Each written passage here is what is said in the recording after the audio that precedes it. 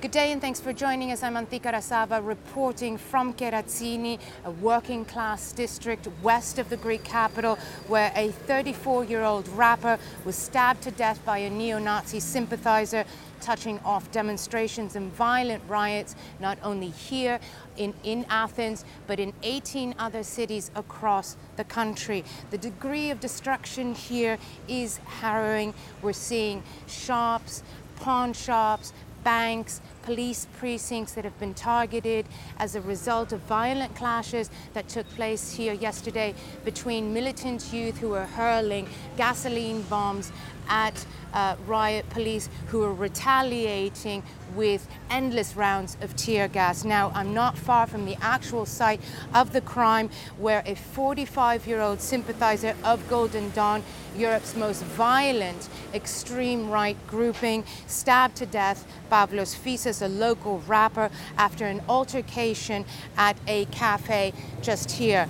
3 other people have been arrested in connection with this case, including the wife of the 45-year-old alleged murderer, whom no lawyer here in the area has stepped up to represent. Now, the 45-year-old has confessed to the crime and, most importantly, has admitted his affiliation with Golden Dawn, the neo-Nazi party that has seen its support surge in the last year since its entry to Parliament. And we understand that that grouping will be holding a counter demonstration today as the funeral and burial of the young rapper takes place early today. Now, all of what happened here and the riots that followed have touched off a fresh debate over whether Golden Dawn, acting with reputed impunity and thuggish tactics, should be banned. But stoking social tension even further has been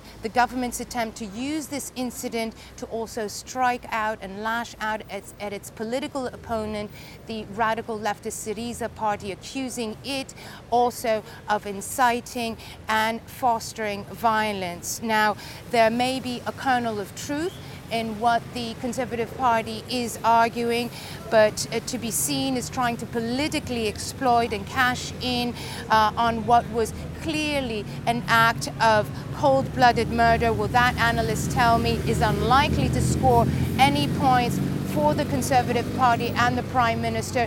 What would score points for the Prime Minister, analysts tell me, would be if he were to call, even as soon as possible, even today, a meeting of political leaders to group them together and agree to denounce and act against political violence. That's it for today. Join us here again tomorrow.